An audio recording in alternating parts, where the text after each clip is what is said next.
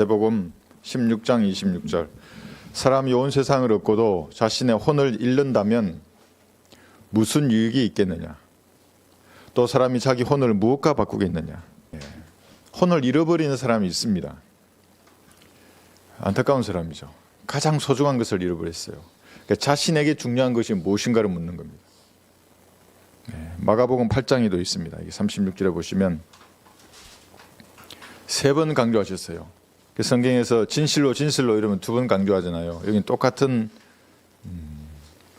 문장에서 혼이 가장 소중하다고 얘기합니다. 마가복음 8장 36절을 보시면 여기서도 사람이 온 세상을 얻고도 자신의 혼을 잃는다면 무슨 유익이 있겠느냐? 혼을 지옥에 잃어버리는 사람들이 있는 겁니다. 혼의 형상을, 혼이 사람과 같은 모습입니다. 그 형상을 잃어버리는 사람이 있습니다. 결국에는 비엘세부비잖아요. 파리의 대왕. 그 파리의 유충, 벌레와 같은 그런 형상으로 혼의 그 형상을 잃어버리는 사람들은 가장 소중한 것을 잃어버린 겁니다. 누가복음 9장에도 있습니다. 누가복음 9장 25절에서도 무엇이 제일 소중한가? 무엇이 제일 가치 있는 것인가? 여러분 자신에게는 혼이 제일 소중한 겁니다. 혼을 잃어버리고 딴 걸 다 얻으면 뭐 하겠습니까? 누가복음 9장 25절. 사람이 온 세상을 얻고도 자기 자신을 잃거나 버림을 받게 되면 무슨 유익이 있겠느냐? 그러니까 지옥은 버림받은 사람들이 가는 곳입니다. 여러분 사람들에게 버림받아도 마음 아프잖아요. 하나님께 버림받으면 어떻겠어요? 영원히 지옥에서 불타는 겁니다. 이 문장을 가지고 가장 소중한 것을 얻은 성도라는 제목으로 말씀을 전하겠습니다. 사람이 무엇을 소중하게 생각하고 여기는가에 따라서 그 사람의 가치관이 다른 사람에게 보이는 겁니다. 그 사람의 가치관이죠. 이거는 부모님께로 물려받은 그 기질에 대해서 자신이 살아오면서 받은 교육이나 가지고 있는 종교, 가정환경, 주변 사람들에 의해서 형성되는 겁니다. 그래서 상담을 할 때 항상 종교가 뭐냐고 물어봐요. 그럼 그 사람의 가치관이 그대로 드러나는 겁니다. 무엇을 소중하게 여기는가? 그 사람에게 가장 가치 있는 것이 무엇인가? 중요한 일입니다. 그래서 어떤 것은 소중하게 여기고 어떤 것을 덜 소중하게 여기는 겁니다. 나이가 들수록 더 강해집니다. 여러분은 무엇을 가장 소중하게 생각하십니까?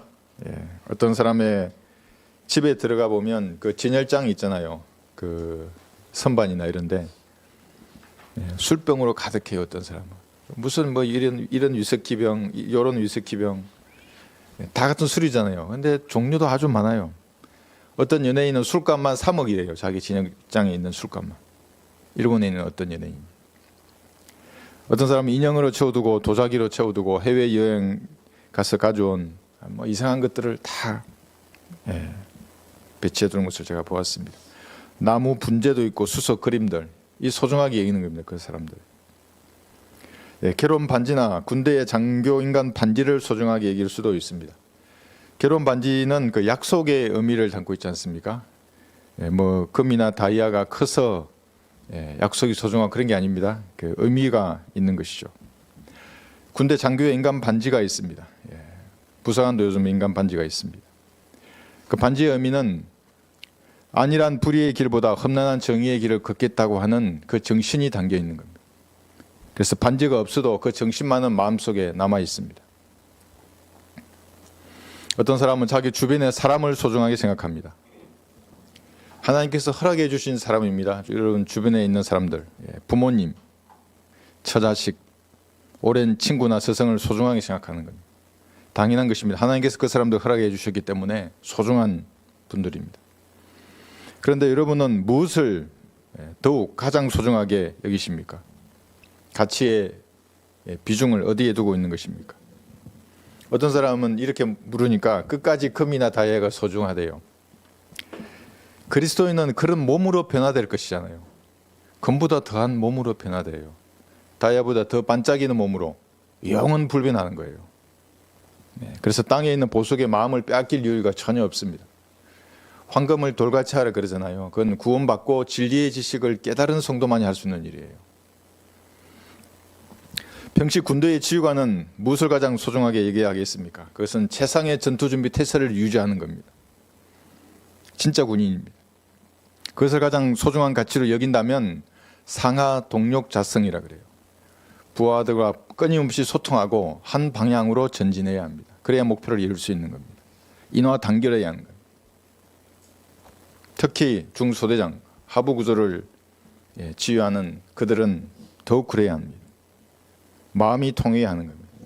좋은 보직을 받아서 진급하고 전역한 후에 정계로 나가려고 줄 서는 고위 장교들을 많이 보았습니다. 나라의 근간을 망치는 이기적인 자들입니다. 별 4개를 달고 인합사 부사관을 하고 국회의원을 하고 있어요. 민주당에서.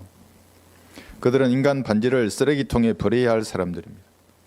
무엇을 소중하게 여겨야 하는지를 모르는 사람들입니다.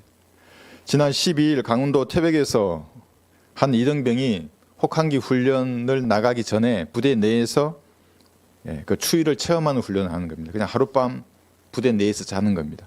근데 그게 더 위험한 겁니다. 밖에 나가면 마음 놓고 땅을 파서 깊이 들어가서 이렇게 온기를 유지할 수 있는데 부대 내는 땅을 깊이 팔 수가 없잖아요. 파면 뭘 하죠? 나중에 또 메워야 되는데 연명제는 어떻게 파요?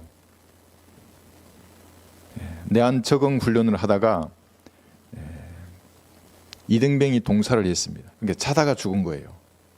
06시 45분에 깨웠는데 안 일어났어요. 얼어 죽은 거죠. 유족의 마음이 얼마나 아팠겠습니까? 참으로 앳되고 안타까운 죽음이었습니다. 그 훈련을 통제했던 장교들이 과연 부대원을 가장 소중한 가치로 여겼는지 저는 의문을 감출 수가 없습니다. 부대의 장교는 진급이나 부모나 처자식이나 지인이나 집이나 명예보다 함께 싸울 부대원을 가장 소중한 가치로 여겨야 합니다. 또는 자기 생명보다도 자기 부대원을 더 소중한 가치로 여겨야 합니다. 그렇지 못한 장교들은 쓰레기들입니다. 제가 너무 심한 말을 했다고 생각하십니까? 그렇지 않습니다. 부대원의 생사를 좌우하는 위치에 선 사람들입니다. 전시에는 나라의 존망을 좌우할 위치에 선 사람들입니다. 더 가혹한 말로 그들을 바로잡아도 늘 부족한 것입니다. 저도 부대에서 훈련할 때 지금도 그 혹한기 훈련 때에 뼛속까지 파고드는 추위를 기억하고 있어요. 지금도 기억해요. 생생하게. 중대장 때 혹한기 훈련 저도 나갔잖아요. 그날 이제 그 이등병이 탈영할 마음을 먹었대요. 너무 추워서. 그 중대장이 이제 한 3일 훈련 되는데 커피를 준다고 이등병을 다 모았어요. 중대원 그때 기보 중대 한 130여 명 됐는데 한 10명이 안 됐어요. 이등병들이. 중대장이 웃음을 잃지 않잖아요. 내 해맑은 웃음이. 그렇게 추운데.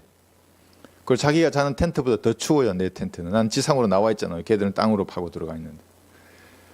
그 이등병이 훈련 끝나고 부대에 들어와서 그날 탈영을 결심했는데 어떻게 중대장이 알고 날 불러서 마음이 통하는 거예요. 내가 왜 이렇게 훈련해야 하는지를 얘기해 줬어요. 뭐 그날 뭐 해야 될지 이게 아니라 왜 훈련을 해야 하는가. 왜 젊은 날의 고생을 사서 해야 되는가. 그 마음이 통하면 안 죽는다고요. 병사들이. 탈영하지도 않고. 자신의 믿는 종교에 따라서 소중하게 여기는 것이 다를 수도 있습니다. 군인은 그렇게 해야 되고 종교인들 있어요. 가톨릭의 사제는 빵과 포도주가 소중합니다. 이게 없으면 당장 이번 주 미사를 못 하잖아요. 빵이 있고 포도주가 있어야 되는데 없어요. 그게 어떻게 미사를 진행합니까? 묵주와 마리아 동상 그 위에 각종 형상들이 있어요. 세례 주려면 물도 있어야 되잖아요. 그런 것이 그들에게는 가치를 지니는 겁니다. 사제의 복장도 소중합니다. 그들은 옷이 그들의 성별의 수단인 겁니다. 이런 사물이 없으면 로마 가톨릭의 교리는 무너질 것입니다. 불교의 중들은 어떻습니까? 목탁과 불상, 염주가 소중합니다. 그들에게는. 그 형상 세워두고 제단 쌓고 그 음식 차려서 절하잖아요. 그 향도 피워야 되고 그 제단도 있어야 되고 목탁이 없으면 어떡합니까? 뭐 박수 치면서 연불 외우는 겁니까? 그런 것들이 소중합니다. 그 사람들에게. 그런 사물이 없으면 불교의 교리도 무너질 것입니다. 알라신을 믿는 이슬람교 역시 그들은 유일신을 믿는다고 하잖아요. 그렇지 않아요. 하루에 5편 절하는 메카가 없으면 없어져요. 이슬람교도는. 어디를 보고 절해요. 메카가 없는데. 오직 성경들을 믿는 그리스도인들만이 다 사라져도 말씀만 있으면 되는 거예요. 말씀만. 그래서 감옥에 갔던 사람들은 이 말씀을 외운다잖아요. 감옥에 못 가지고 가게 하니까. 외워서 들어간다고요. 이단 사이비 종교일수록 눈에 보이는 어떤 것에 가치를 두는 겁니다. 신천지는 이만희가 예수님이잖아요. 유괴 보이사가 초림 때 예수님이었는데 지금은 유괴 보이사가 이만희다. 그럼 같이 생각하는 거잖아요. 통일교의 문선명 한학자잖아요. 안산홍, 장결자, 안식교의 엘렌 화이트, 박옥수, 이요한, 정명석, 사람을 소중하게 생각하는 겁니다. 그들의 말이 과연 그런지 성경을 상고해야죠. 올바로 나누어서 이거 딱 걸리면 아니죠. 그런 것에 가치를 두는 겁니다. 그들이 세운 절간이나 성당이나 사원의 건물들은 늘 웅장하고 각이 반듯합니다. 그들에게는 그것이 가치를 지니는 겁니다. 그래서 지상으로 재림하시는 예수님은 이런 쓰레기들을 철저하게 깨트릴 것을 성경에 기록해 두고 있습니다. 왜냐하면 그들이 쓰레기를 소중하게 여기기 때문에 그런 것들을 쓰레기 소각장으로 보내시는 겁니다. 잘게 부수어서 가루로 만들 것입니다. 그리고 바람에다 날려보낼 것입니다. 대청소의 날입니다. 예수님의 지상 재림은 완벽한 복수의 날입니다. 내가 그들을 철장으로 깨트릴 것이며 토기장 위에 질거릇 같이 산산이 부수리라. 시편 2편 9절입니다. 그의 입에서는 예리한 칼이 나와서 그것으로 민족들을 칠 것이요 또 철장으로 그들을 다스릴 것이며 철장으로 다스린다고요. 아까 이상한 종교 믿는 사람들, 이상한 것을 소중하게 여기는 사람들 전부 철장으로 예수님 다스릴 것이에요. 그는 전능하신 하나님의 맹렬한 진노의 포도즙틀을 밟으실 것이라. 계시록 19장 15절입니다. 이만희가 그렇게 한다는 거 아니에요. 그럼 미친 사람이 되는 거예요. 영적으로. 반성경적인 모든 것은 마치 포도즙틀에서 익게져서 으깨져서 나오는 즙처럼 다 사라져 버릴 것입니다. 사람, 건물, 사상, 가짜 종교를 포함한 그 모든 것들은 예수님 지상에 재림하시는 그날에 다 사라질 것입니다. 이게 얼마나 무섭고 두려운 말이에요. 그래서 사람들은 이 예수님의 지상 재림을 영적으로 푸는 거예요. 그건 진짜 지상에 온다는 말이 아니고 이미 영으로 내 마음에 예수님 들어왔다는 거예요. 이게 누구예요, 이게? 비유로 푸는 겁니다. 그래서 그것을 묵시문학으로 치부하는 겁니다. 이걸 묵시 잘 안 보이니까 이거는 교회나 신부나 목사나 한국의 장자교단의 총회나 이런 데서만 푼다 이렇게 치부해버리는 것입니다. 그렇게 치부해야 자기가 지금 현재 소중하게 여기는 것을 계속 가질 수 있기 때문에 그렇게 하는 겁니다. 그 수작이 보이죠. 그래야 자신의 종교적 권력을 빼앗기지 않는 겁니다. 돈이나 건부치나 술병이나 쾌락이나 사상을 버리지 않아도 되기 때문에 그렇게 성경을 푸는 것입니다. 이들은 자기 신을 숭배하는 우상 숭배자들입니다. 성경을 믿고 하나님을 믿는 사람들이 아니에요. 무엇이 가장 소중한지를 모르고 이 세상 쓰레기를 움켜잡고 있는 사람의 운명은 먼지가 되어 바람에 날아가 버릴 것입니다. 그 세상 유행가 가사들도 부르더라고요. 뭐 먼지가 되어 어쩌고 다 없어져요 나중에. 여러분들에게 가장 소중한 것은 무엇입니까? 무엇이 가장 소중한 가치를 가지는 것입니까? 혹시 아직도 무엇이 가장 소중한 것인지를 확신하지 못하는 것은 아닙니까? 이대 목동병원에 근무하는 36살의 응급의학과 전문의가 3권의 책을 썼습니다. 그는 하루에 170여 명의 사람들이 응급실에 들어오고 나가는 것을 보는 겁니다. 그리고 수많은 죽음을 눈으로 보고 있습니다. 책으로 쓴 거예요. 뭐 수면제를 가다 복용하고 들어온 사람, 그 사람은 자기가 관리하기 좋대요. 왜냐하면 사람의 형태가 그대로 있잖아요. 그런데 시속 100km의 속도로 달리는 차량하고 충돌한 그 사람, 몸에 온전한 곳이 없어요. 모두가 그 사람 표현에 의하면 다 곤죽이 된대요. 다 가루가 되고. 그런데도 의사이기 때문에 MRI를 찍어야 되고 몸을 다 만져보고 할 때 그 마음을, 그 처절한 그 상태를 글로 썼어요. 생후 15개월 아기가 뇌출로 죽어가는 모습도 죽음의 현장에서 처절한 리얼리티 드라마로 구성해서 책을 썼어요. 제가 보니까 좋은 의사예요. 인간적인 의사이고. 의사와 인간으로서 매일 죽음을 대하는 그의 고뇌가 그 책에 녹아 있습니다. 그리고 이렇게 썼더라고요. 사람은 각자의 슬픔을 안고, 그러니까 죽을 줄 알면서도 그런 슬픔을 안고 당당하게 살아가고 있다. 그래서 어쩌란 말입니까? 답이 없어요. 슬픔을 안고 살든 쾌락이나 자아에 도취되어 살든 죽을 인간이 살아있는 동안에 무엇을 가장 소중하게 여겨야 하는지 그것에 대해서는 아무런 언급이 없는 겁니다. 그냥 좋은 의사입니다. 나쁜 의사가 아니라서 좋은 의사입니다. 여러분은 무엇이 가장 소중하다고 생각하십니까? 본문에서는 여러분 자신의 혼이 가장 소중하다고 말씀하고 있습니다. 마태복음 여기 16장 다시 보세요. 26절. 사람이 온 세상을 얻고도 자신의 혼을 잃는다면 무슨 유익이 있겠느냐.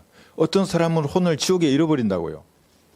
그 여러분이 자신이 되면 설령 이 땅에서 온 세상을 얻더라도 아무런 유익이 없다는 겁니다.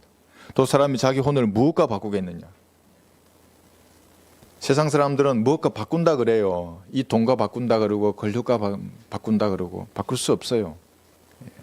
오늘 그 사람의 호흡이 끊어질라 그러면 그때 아는 거예요. 이제 내 혼이 가장 소중했구나. 마가복음 8장 36절에서도 사람이 온 세상을 얻고도 자신의 혼을 잃는다면 무슨 유익이 있겠느냐.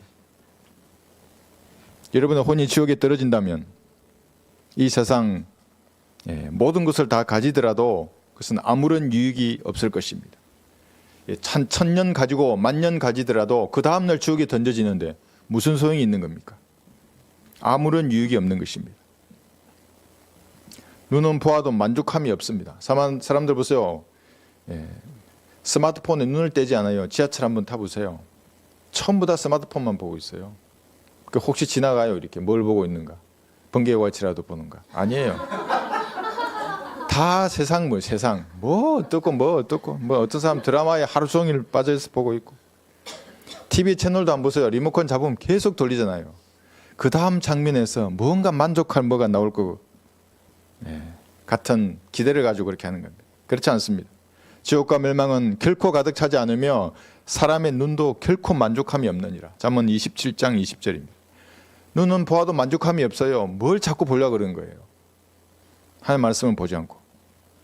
마귀도 지옥에 아무리 많은 사람이 떨어져도 만족함이 없다시 만족함이 없어요. 마귀는 아무리 넣어보세요. 지옥으로 결코 가득 차지 않고 사람의 눈도 만족함이 없는 것입니다. 좋은 차, 좋은 집, 좋은 옷, 좋은 음식도 마찬가지입니다. 사람의 수고는 자기 입을 위한 것이지만 식욕은 채워주지 않는도다. 지나간 끼니는 찾아오는 끼니 앞에 무력한 거예요. 그건 아무것도 아니에요. 항상 배고픈 거예요. 인간은. 그래서 영원한 생명을 가지기 전까지 인간은 항상 배고픈 거예요. 무엇을 채워도 소용이 없어요. 그거. 세상 재물도 마찬가지입니다. 은을 사랑하는 자는 은으로 만족하지 못하며 풍요를 사랑하는 자는 정식으로 만족하지 못하려니 이것도 헛되도다. 많이 가진 자는 만족할 것 같죠? 그렇지 않아요. 혼을 얻지 못한 사람에게 모든 것은 헛된 것들입니다. 이런 것은 현 세상을 살면서 필요를 채워주는 그러한 수단이 될 수는 있어도 여러분에게 가장 소중한 것이 아닙니다. 누가복음 9장 25절에서 본문에서도 또 이렇게 말씀하고 있습니다. 사람이 온 세상을 얻고도 자기 자신을 잃거나 버림을 받게 되면 무슨 유익이 있겠느냐. 버림을 받는 사람이 있어요. 하나님께 받는 버림이에요. 그건 무슨 왕따나 이런 거 아니에요. 지옥에 던지시는 거예요. 하나님께 버림받는다는 것은. 오늘날 자신에게도 모든 사람이 가는 죽음의 길로 접어드는 그 순간이 올 것입니다. 그때 비로소 인생에서 가장 중요한 것이 무엇인지를 알게 된다면 너무 늦은 거예요.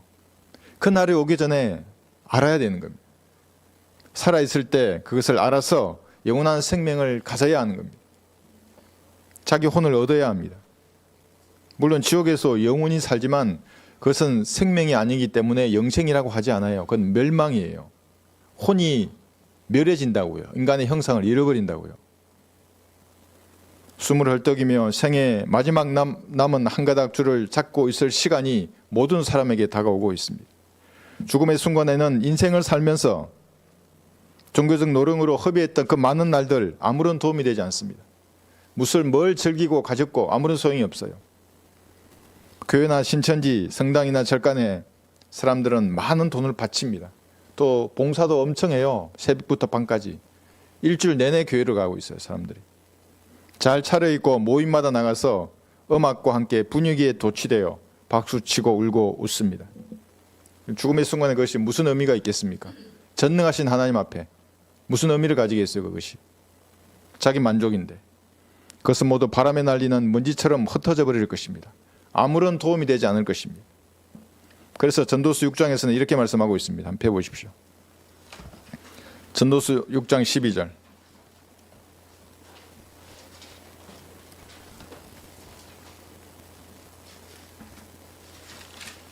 전도서 6장 12절에서는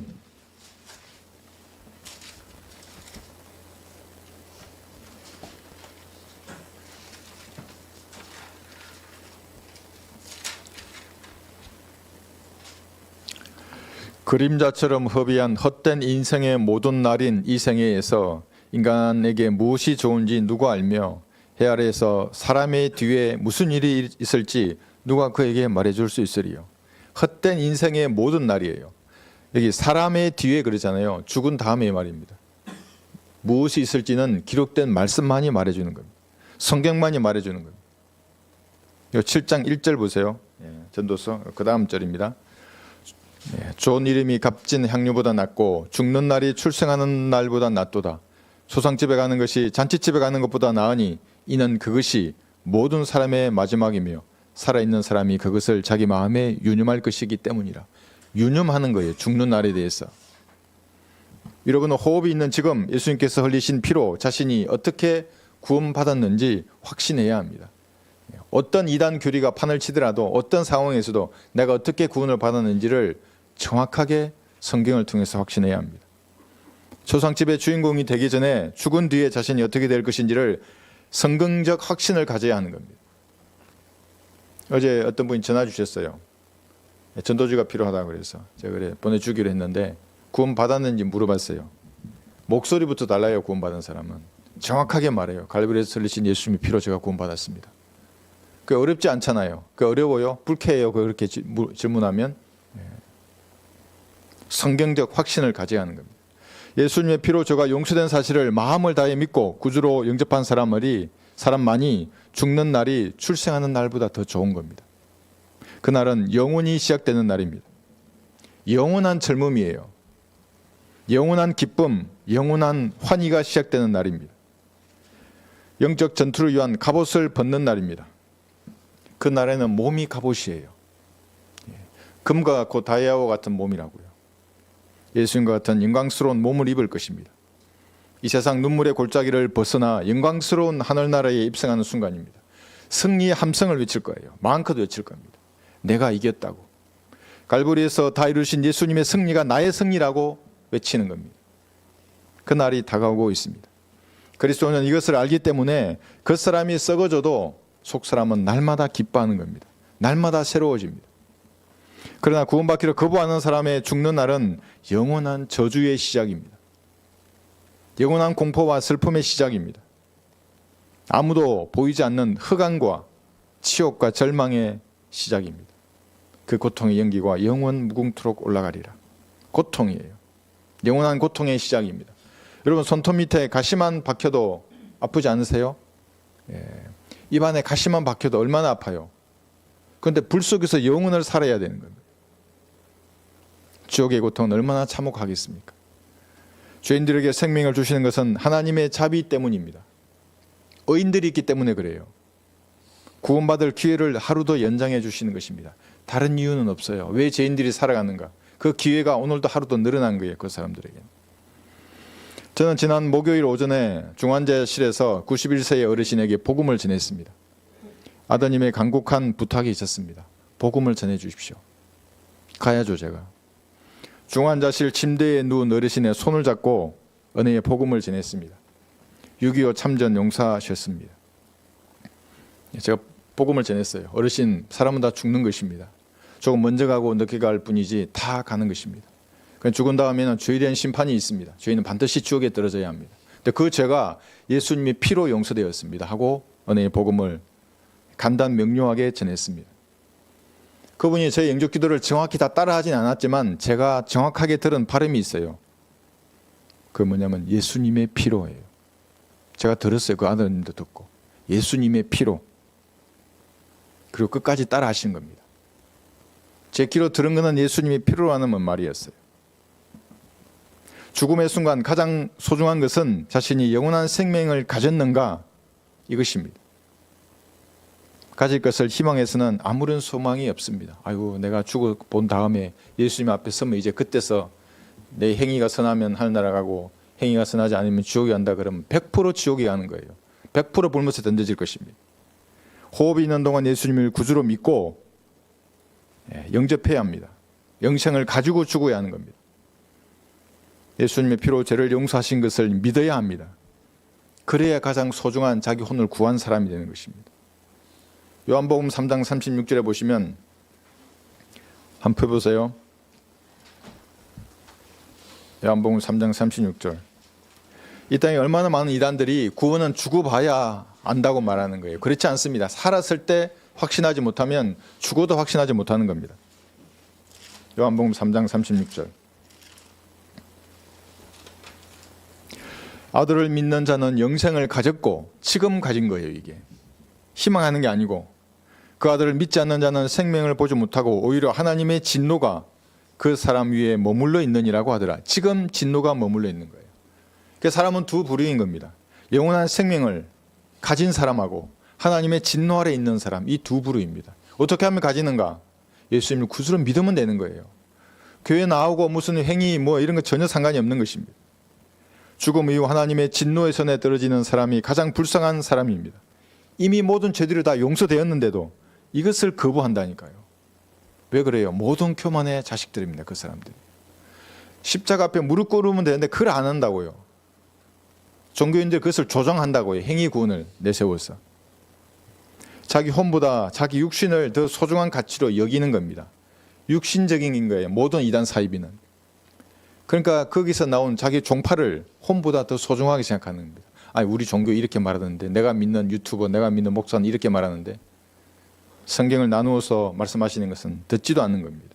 학자는 자신의 학문을 소중하게 생각하고 군인은 자기 진급을 더 소중하게 생각하기 때문에 지옥에 가는 겁니다. 그 사람들. 자기 혼을 소중하게 생각한 다음에 칼부리 십자가 앞에 무릎 꿇어야 하는 겁니다.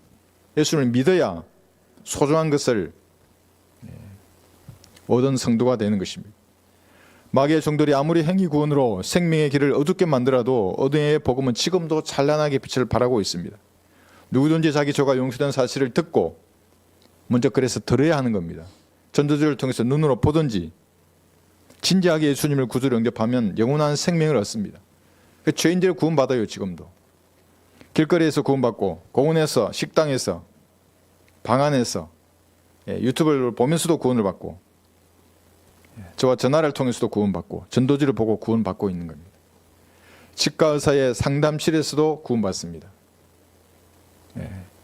영접기도 하고 나니까 그 사람의 얼굴 표정이 바뀌는 걸 아는 거예요. 여러분도 그런 경험 많이 하셨죠?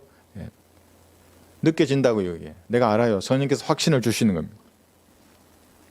사무엘상 26장 보시면 성경에서 처음으로 소중하다고 하는 단어가 여기에 기록되어 있습니다. 사무엘상 26장입니다.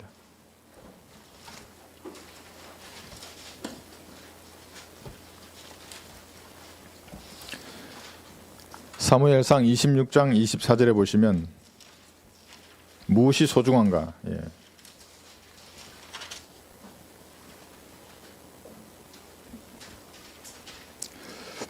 지금 사울과 다윗이 나와요. 이제 26장 24절 사무엘상. 보소서 오늘 왕의 생명이 내 눈에 소중히 여겨진 같이, 이게 왕이 사울 왕입니다. 그럼 내 눈에 소중히 여겨진 같이 할 때는 사울 왕이고, 내 생명도는 다윗입니다. 주의 눈에 소중히 여겨져서, 주가 하나님입니다. 그가 나를 모든 환난에서 구해 주시기를 원하나이다. 그러니까 이런 것이죠. 지금 사울이 3,000명의 병력을 데리고 다윗을 잡으러 온 겁니다. 이제 막 광야를 건너고 산을 포위해서 이제 다윗을 잡으려고 한 겁니다. 그러니까 밤이 되니까 수경을 해야죠. 그러니까 3,000명의 병력이 원형으로 둘러싸고 그 가운데 사울 왕이 이제 잠을 자는 그런 상황입니다. 그러니까 이제 잠을 잘 때 자기 옆에 창도 놔두고 이렇게 지상에 딱 꽂아서 물병도 놔두고 이렇게 가운데 잠을 자는 겁니다. 그래서 여러분, 전쟁은 하나님께 속한 거예요. 왜냐하면 세상에서는 전쟁은 우연의 연속이라 그러고 우연의 법칙이 작용한다 그래요. 그렇지 않아요. 하나님이 그걸 필연으로 만드세요. 다윗은 자기가 함께한 소수의 군사가 그 3,000명이 둘러싸여 있는 그 진영을 침투해 들어가서 잠자는 다윗의 창을 가지고 나온 겁니다. 물병도 가지고 나오고.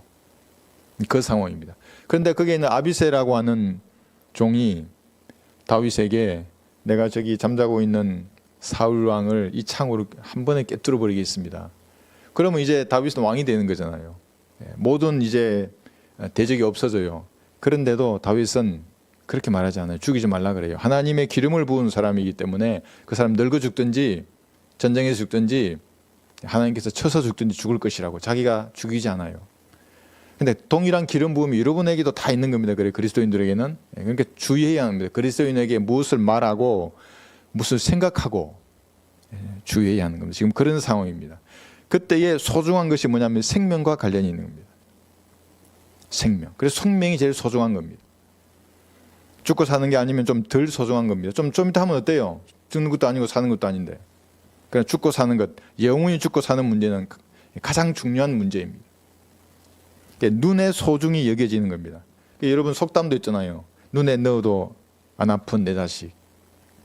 여러분 진짜 안 아프세요? 눈에 넣어도? 예. 그런데 부모의 생명으로 자식을 낳았기 때문에 그만큼 소중하다 이런 겁니다. 사랑하다. 그런데 이제 여기서 오늘날 예수님의 피로 구원받은 성도의 생명은 하나님께서 보시기에도 소중한 것입니다. 그러니까 하나님의 눈에 넣어도 아프지 않는 사람이 예수님의 피로 구원받은 성도들입니다.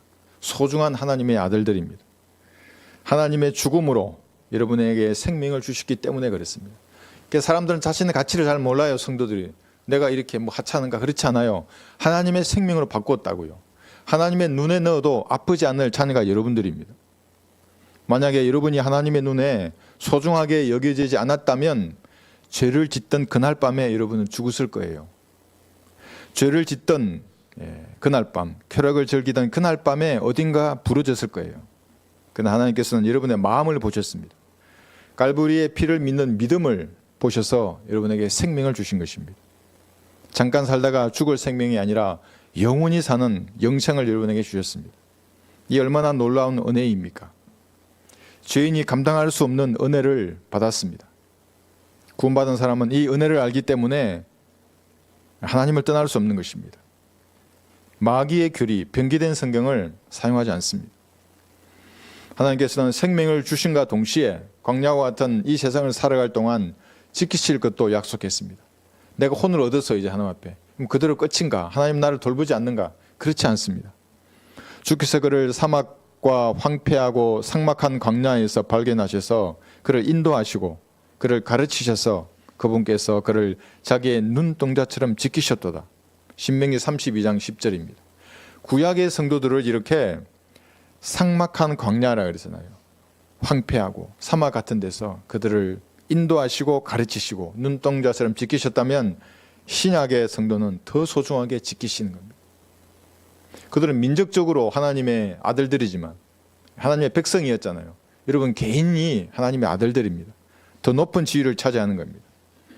그래서 나를 눈동자처럼 지키시고 주의 날개 그늘 아래 감추사 나를 압제하는 악인과 나를 에워싸가 죽이려고 하는 원수들로부터 지켜주셔서 시편 17편 8절입니다. 눈동자처럼 지키시는 겁니다. 소중한 성도를 하나님은 결코 외면하지 않으시고 보호하실 것을 약속하셨습니다. 주께서는 나를 모든 악한 일에서 구해내시고 그의 하늘나라에 이르기까지 나를 보호하시리라. 셋째 하늘에 도착하시기까지 하나님께서 여러분을 보호하시겠다고 약속하셨습니다. 다만 보존된 말씀을 여러분이 눈동자처럼 소중하게 여겨야 합니다. 상황이 나빠지면 기록된 말씀보다 사람을 신뢰하라는 마음을 가지면 하나님께서는 때가 되면 그를 보내버리십니다.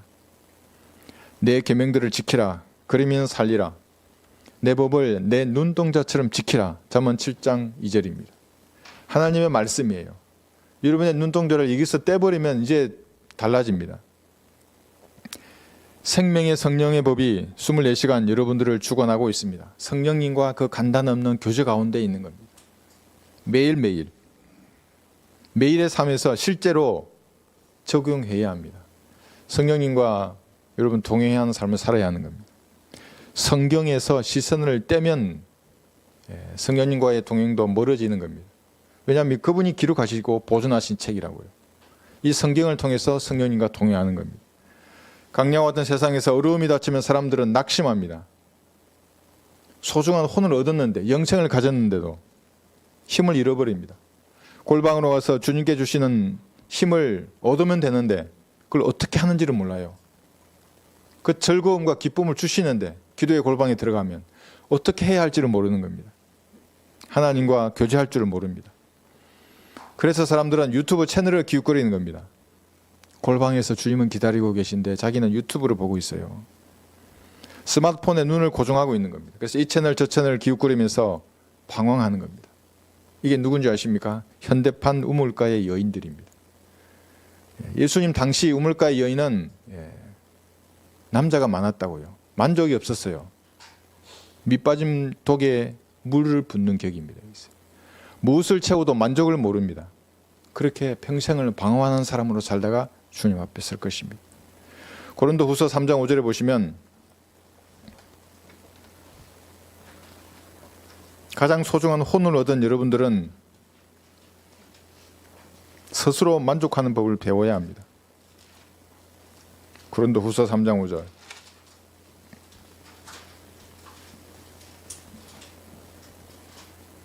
우리는 어떤 일이라도 우리에게서 난 것 같이 뭔가 잘 되고 성공했어요. 뭐가 물질도 많고 뭐도 건강하고 다 좋아요.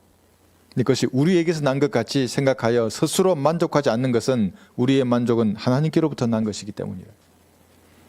여러분의 만족은 어디서 오는 것입니까? 예수님의 피값으로 영원한 생명을 받고 가장 소중한 자신의 혼을 구했습니다. 창조주의 아들로 입양이 되었습니다. 여러분의 육신이 건강하고 부자가 되고 무엇인가 성취하고 잘 풀린다면 만족하십니까? 자신을 괴롭히는 문제가 해결되면 만족할 것 같지만 그렇지 않습니다. 가난이나 질병이나 인간적인 갈등, 남편이나 처자식 집안 문제, 마음의 상처들 수많은 문제가 있습니다. 이것이 해결되더라도 여러분에게 영원한 생명을 주신 예수님으로 인해서 기뻐하지 못한다면 여러분의 밑빠진 독에 물 붓는 것처럼 만족을 모를 것입니다. 방랑자예요. 이게 우물가의 여인이라고요. 세상 사람들하고 아무런 다를 바가 없는 겁니다. 얼마나 많이 부어요, 그 사람들. 뭐 술을 붓고 뭐 세상 쾌락 아무리 부어보세요. 만족이 없어요, 그 사람들은. 그리스도 예수 안에서 기뻐하고 육신을 신뢰하지 않는 우리가 할례파입니다. 이게 빌립보서 3장 3절입니다. 예수님 안에서 기뻐하는 겁니다. 빌립보서 4장 11절에 보시면 내가 궁핍함으로 말하는 것이 아니니 이는 내가 어떤 처지에도 스스로 만족하는 법을 배웠기 때문이라 그래요. 펴보세요. 빌립보서 4장 11절. 스스로 만족하는 법을 여러분도 배우셔야 합니다. 영원한 생명을 받은 성도는 어떠한 상황에 처하더라도 만족하지 않을 이유가 없습니다. 영원히 사는데 불평할 것이 무엇이 있습니까? 빌립보서 4장 11절에 했죠. 12절 보시면 나는 비천에 처할 줄도 알고 풍부함에 처할 줄도 알며 모든 처지와 모든 일에 있어서 나는 배부름과 배고픔과 풍부함과 궁핍함을 다 배웠노라. 여러분, 마귀는 욥에게서 모든 것을 빼앗아갔습니다. 처자식을 다 빼앗아가고 자기 생명, 건강, 또 이 땅에서 명예까지 다 빼앗아갔어요. 그 친구들까지 와가지고 욥이 그 아파서 고통하고 있는데 막 염장을 지르는 거예요. 네가 죄를 지어서 하나님께서 이런 저주를 내렸다 이러면서. 욥의 입술에서는 찬양과 감사가 사라졌어요. 만족이 없어졌어요. 그러나 욥은 하나님을 신뢰하는 것만은 가지고 있었습니다. 근데 사도 바울은 어때요? 구약 아래 욥하고 구약 시대잖아요. 신약, 예수님의 피 아래 언약을 맺은 바울하고는 완전히 달라요. 바울은 매를 맞고 헐벗고 굶주리며 모진 고생 가운데서도 입술로 하나님을 찬양하고 감사를 드렸습니다. 스스로 만족했습니다. 불평하지 않았어요.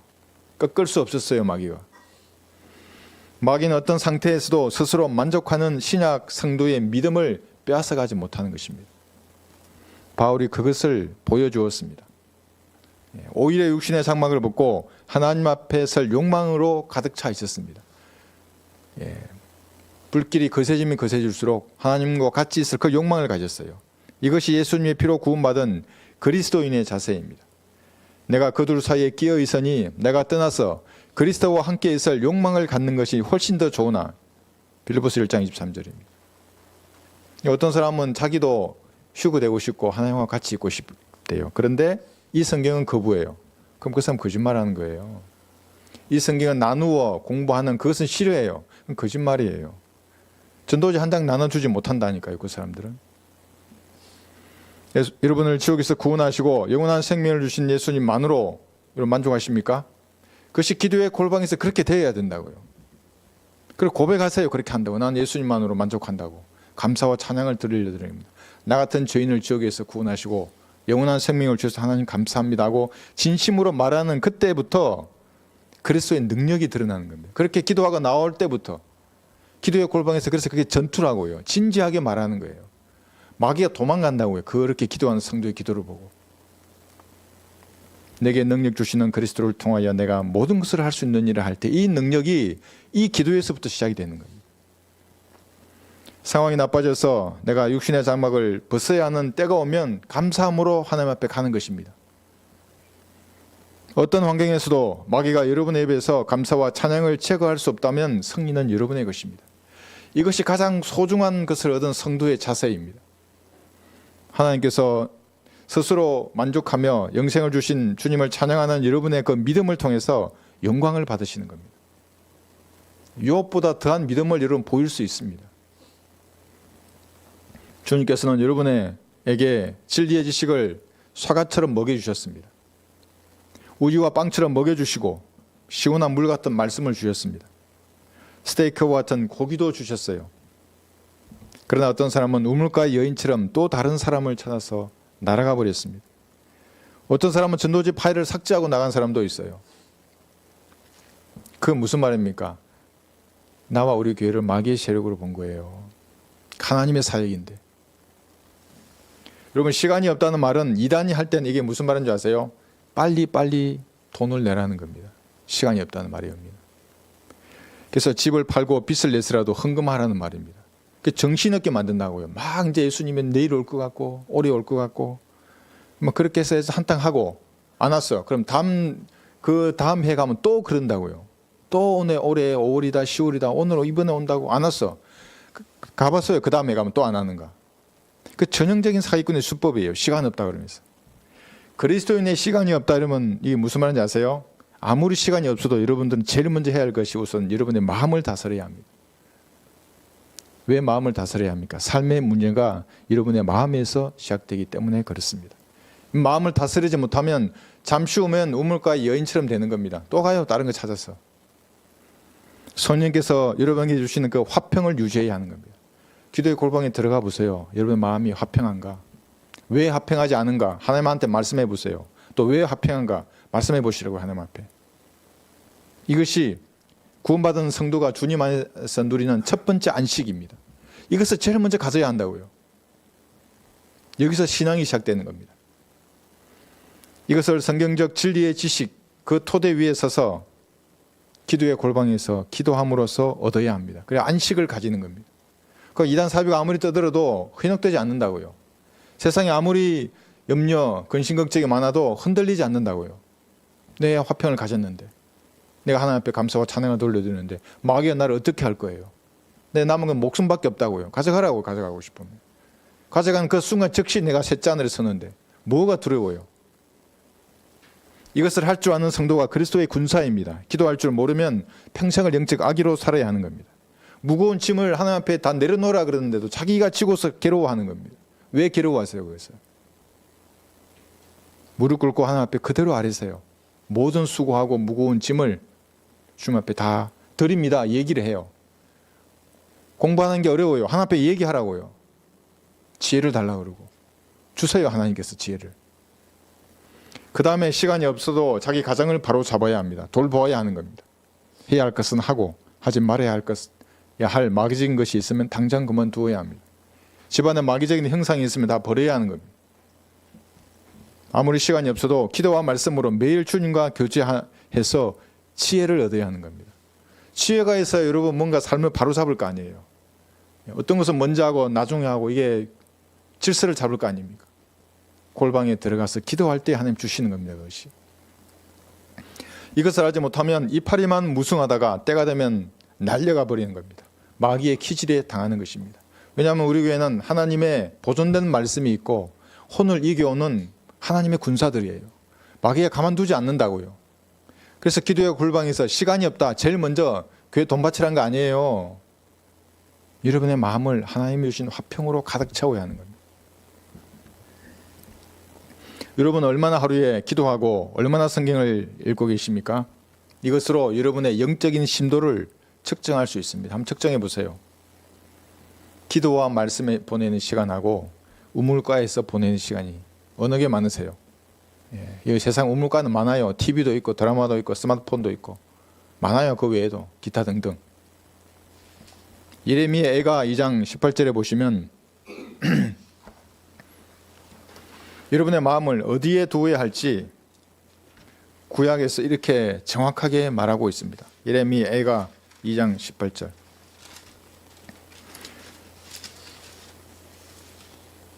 소중한 자기 혼을 얻은 성도가 자기 마음을 하나님 앞에 쏟아내지 않으면 우물가 연이 된다고요. 예레미야 애가 2장 18절에서 19절까지. 그들의 마음이 주께 부르짖기를 오 시온의 딸의 성벽아 너는 밤낮 눈물을 강같이 흘리며 쉬지 말고 내 눈동자도 쉬게 하지 말지니라. 밤에 일어나 부르짖으라. 경점이 시작될 때 내 마음을 주의 얼굴 앞에 물같이 쏟고 모든 길 입구에서 굶주림으로 인하여 실신한 내 어린 자녀들의 생명을 위하여 주께 내 손을 들어올리라 하였도다. 내 마음을 주의 얼굴 앞에 물같이 쏟아놓으라 그랬잖아요. 어디에서? 기도의 골방에서 그렇게 하는 겁니다. 저 앞에 쏟아놓지 말고 다른 성도 앞에 쏟아놓을 게 아니라 하나님 앞에 기도의 골방에서 기도하는 거예요. 그럼 그 골방이 빛으로 가득 찬다고요. 마음이 빛으로 가득 찬다고요. 눈, 코, 귀, 입으로 빛이 드러난다고요. 오늘 아침에도 처음에 봤는데 우리 얼굴이 환하잖아요. 마스크 쓰고 오셨는데 눈만 보여도 환하다고요. 기도하고 교회 오는 겁니다. 이렇게. 아이를 가진 부모의 책임이 무엇입니까? 여기 내 어린 자녀들의 생명 그랬잖아요. 은혜의 복음을 전파해서 혼을 이겨오는 거예요. 그런데 이단 사이비 교류에 갔어요. 그게 되겠어요? 그 사람들 그것에 관심이 있겠어요? 하나님의 눈에 넣어도 아프지 않은 눈동자와 같은 성도가 고난을 당하면 어떻게 해야 됩니까? 골방으로 들어가는 겁니까? 기도의 골방으로 들어가서 주의 얼굴 앞에 여러분의 마음을 물같이 쏟아놓는 겁니다. 그럼 승리는 여러분의 것이에요. 진지하게 해야 돼요. 거짓말 하지 말고. 하나님 다 아시는데 그 쏟아놓으면 여러분이 승리한 겁니다. 괴상한 유튜브나 이상한 단톡방에 들어가지 마세요. 그건 하나님하고 무관한 곳이에요. 장난치는 곳입니다. 그것은. 기도의 골방으로 가는 겁니다. 그러면 여러분이 변합니다. 영적으로 성장합니다. 세파에 요동하지 않는 겁니다. 여러분을 둘러싼 상황이 변할 것입니다. 그 제가 경험한 하나님이에요. 더 많은 경험을 하신 분들이 있다고요. 이는 너희를 손대는 자가 그의 눈동자를 손대는 것이기 때문이라. 스가랴 2장 8절입니다. 신약의 성도는 더해요. 구약의 성도보다. 하나님의 눈동자들이에요. 여러분들이. 누가 여러분을 건드리겠어요? 이유 없는데. 그러니까 어떤 이유인지 모르게 무슨 일이 일어나면 그래서 기도하는 거예요. 이게 징계인지 아니면 연단인지 아니면 나를 상받게 하실 주님이 주신 고난인지를 기도회로 알게 됩니다. 이기게 되어 있습니다. 기도의 골방으로 가지 않고 다른 것에 마음을 빼앗기면 진리의 지식 위에선 여러분의 믿음은 헛것이 됩니다. 성경에는 여러 가지 개나 돼지가 나오잖아요. 여러분이 만약 성경적 믿음을 포기하면 개나 돼지들이 여러분의 믿음을 쓰레기로 취급할 겁니다. 거룩한 것을 개들에게 주지 말고 너희의 진주를 돼지들 앞에 던지지 말라. 던지면 어떻게 됩니까? 그것들이 발로 밟고 다시 돌아서서 너희를 찢을까 함이라. 마태복음 7장 6절입니다. 내가 성경적 복음을 알았어요. 상황이 풀려야 이제야. 뭐도 안 좋고 이제 버리고 이제 세상으로 가. 아니면 이단 사이비 교리에 빠졌어요. 이렇게 되는 겁니다.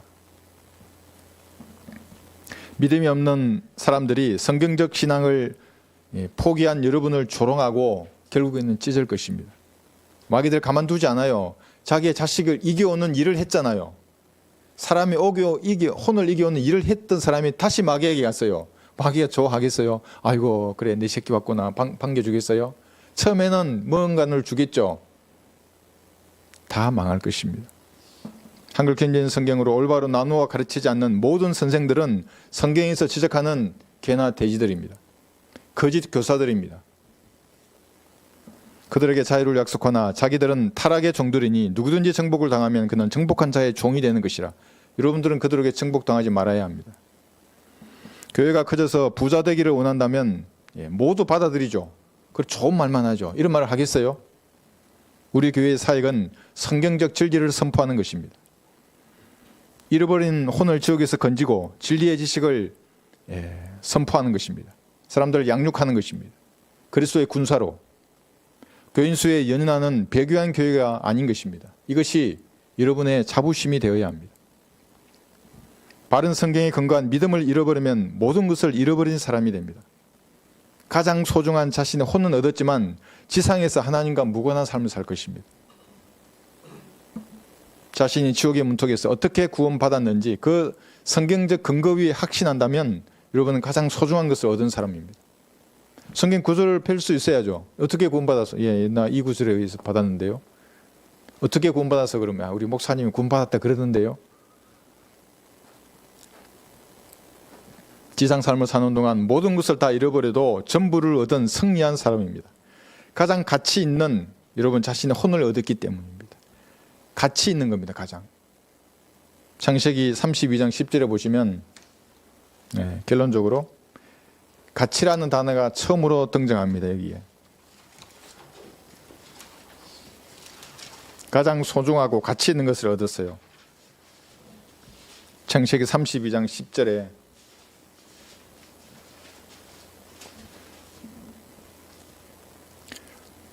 첫 언급의 법칙에 따라 가치가 주는 교훈이 여기에 있습니다. 나는 주께서 주의 종에게 베푸신 모든 자비와 모든 진리의 가장 작은 것이라도 받을 가치가 없사온데 내가 내 지팡이만 가지고 이 요단을 건넜으나 지금은 두 무리나 이루었나이다. 이제 야곱이 에서가 오니까 두려워서 이제 기도하는 겁니다. 하나님 앞에. 그런데 여기서 보세요. 받을 가치가 없사온데 이렇게 말한 거예요. 영원한 생명을 받을 가치가 없사온데 나 같은 죄인을 예수님의 피로 구원해 주시고 영원한 생명을 주시는 것입니까? 이런 겸손한 자세로 기도의 골방으로 나아가는 겁니다. 나는 당연히 지옥에 떨어져야 마땅한 자인데 하나님 아들로 입양해 주시는 것입니까? 하나님을 찬양합니다. 이런 마음으로 기도하는 겁니다. 받을 가치가 없사온데 저를 사랑해 주셔서 감사합니다. 두 번째는 욥기 30장 1절입니다.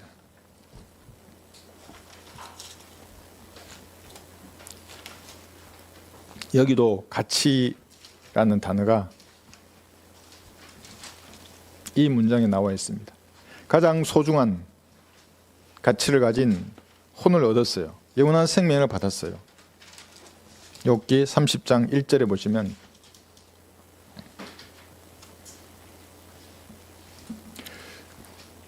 그러나 이제는 나보다 더 젊은 자들이 나를 조롱하니 그들의 아비는 내 양떼를 지키는 개들과 함께 세울 가치조차 없다고 내가 생각하노라. 개들과 함께 세울 가치조차 없는 사람들이 많이 있습니다. 주변에는. 성경적 신앙을 거부하는 사람들의 조롱과 비난은 여러분 상관할 일이 아닙니다. 그것은 여러분을 더 달리게 하는 채찍과 같은 것일 뿐입니다. 나를 또 달리게 하는구나. 내가 성경대로 더 믿게 만드는구나. 이 사람들이. 반성경적인 교리와 전통을 가르치는 자들이 많이 있어요. 그들은 개들과 함께 세울 가치조차 없는 것입니다. 이 성경에서 말씀하고 있어요. 가치. 잃어버린 혼을 찾는데 무관한 종교들, 무관한 종파들은 개들과 함께 세울 가치조차 없는 것입니다. 그런 것에 눈을 주고 마음을 주면 결국 믿음을 빼앗겨버립니다. 도둑들입니다. 구원받은 성도가 받을 상을 훔치는 자들인 것입니다. 여러분은 성경대로 믿음의 길을 걷다가 주님이 부르시면 승리의 함성과 함께 셋째 하늘에 가는 사람들입니다. 가장 소중한 혼을 얻은 성도들입니다. 이것을 유념하시기를 바랍니다. 설교 들으시면서 무엇인가 여러분 깨달았고 또 하나님께서 무엇인가 여러분에게 조명을 주셨다면 그것을 말씀드리는 겁니다. 그래서 말씀드리고 내가 소중한 혼을 하나님 얻었습니다. 이 땅을 사는 동안 내가 기도의 골방에서 어떻게 해야 되는 겁니까? 하나님 주신 화평으로 나를 채워주시고 성경대로 주님을 숨기고 믿다가 하나님 앞에 가게 해주십시오. 이러한 진실된 고백을 하는 시간이 되시기를 바랍니다.